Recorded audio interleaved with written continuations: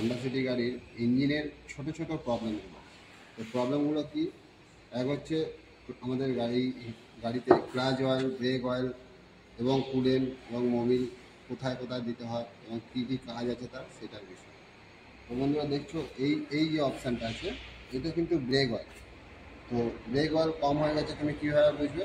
এটা দেখবে তোমার গাড়ির ভিতরে ড্যাশবোর্ডে, যখন এখানে ব্রেক অয়েল কম হয়ে যাবে ওখানে কিন্তু তোমাকে সিগন্যাল দেবে। তো সেই সিগন্যাল অনুসারে এখানে তোমাকে এসে ব্রেক অয়েলটা কিন্তু এইরকমভাবে খুলে, তোমাকে কিন্তু এভাবে ব্রেক খুলে দেখতে হবে এখানে ব্রেক অয়েল কম আছে কি ভর্তি আছে। তো দেখছো এখানে কিন্তু ব্রেক অয়েল অনেক কম আছে। তো এখানে কিন্তু তোমাকে তখন ব্রেক অয়েল ঢালতে হবে।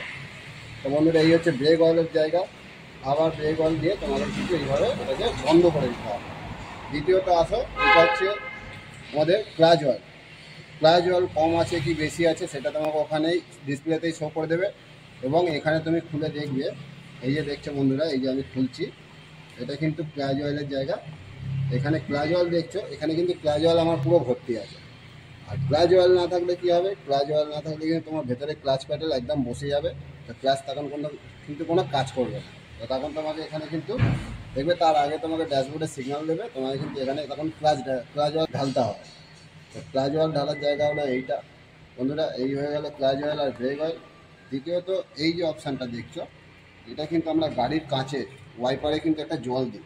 সেই জলটা দিলে কি হয়, গাড়ির কাঁচটা কিন্তু আমাদের ক্লিয়ার হয়ে থাকে। এই জায়গাটা যদি দেখো, তোমাকে কী করতে হবে, এইভাবে ঢাকনাটা খুলে এখান থেকে কিন্তু তোমাকে জল দিতে হবে। নাহলে কী হবে কিন্তু বন্ধুরা, এখানে অনেকে আছে কেউ নর্মাল জল ঢেলে দেয়, কেউ আছে গাড়ি পার্টসের দোকান থেকে এটার জন্য জল আলাদা কিনতে পাওয়া যায়, সেই কিনে নিয়ে এসে সেই জলটা এর মধ্যে কিন্তু ঢালে। আর বন্ধুরা মোবিল কোথা থেকে ঢালতে হবে? মোবিলটা কিন্তু তোমাকে এইখান থেকে ঢালতে হবে। এটা হচ্ছে মোবিল ঢালার জায়গা।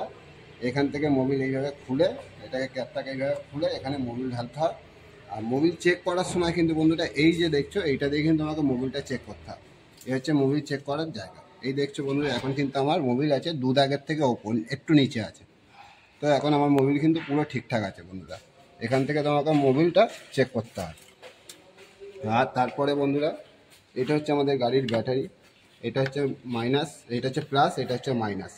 আর ব্যাটারি ঠিকঠাক আছে কি না বন্ধুরা দেখবে, এই যে সবুজ রঙের চিহ্নটা যে তোমাকে দেখছো, এইখান থেকে কিন্তু তোমাকে ব্যাটারি সবটাই শো করবে যে ব্যাটারি ভালো আছে কি খারাপ আছে, সব এখানেই তুমি দেখতে পাবে। আর এই যে অপশানটা আছে, এটা কিন্তু আমাদের ফিউজ বক্স। এখানে কিন্তু ভেতরে সব ফিউজ আছে এবং ভেতরেও একটা, গাড়ির ভেতরেও একটা ফিউজ বক্স আছে।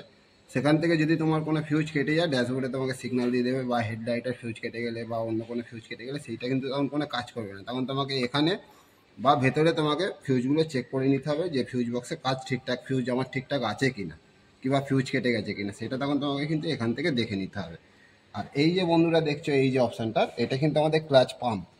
যখনই এখানে ক্লাচ কমে যাবে, ক্লাচ ওয়াল কমে যাবে, তখন কিন্তু দেখছো এই যে ক্লাচ ওয়াল যদি কমে যায়, তখন দেখবে কিন্তু এই ক্লাচ পাম্পের এই যে কালো ভাবটা দেখছো, এই যে রবারটা, এটা কিন্তু তখন তোমার নষ্ট হয়ে যাবে। নষ্ট হয়ে গেলেই কিন্তু এখান থেকে তোমার ক্লাচ ওয়াল পড়া শুরু হয়ে যাবে, তখন কিন্তু গাড়িতে একটা বড় খরচা এসে যাবে। তো বন্ধুরা তার আগে তোমায় কী করতে হবে, যখন ক্লাচ প্যাডেল বসে যাবে তখন তোমায় ক্লাচ ওয়াল কিন্তু সবার আগে চেক করতে হবে।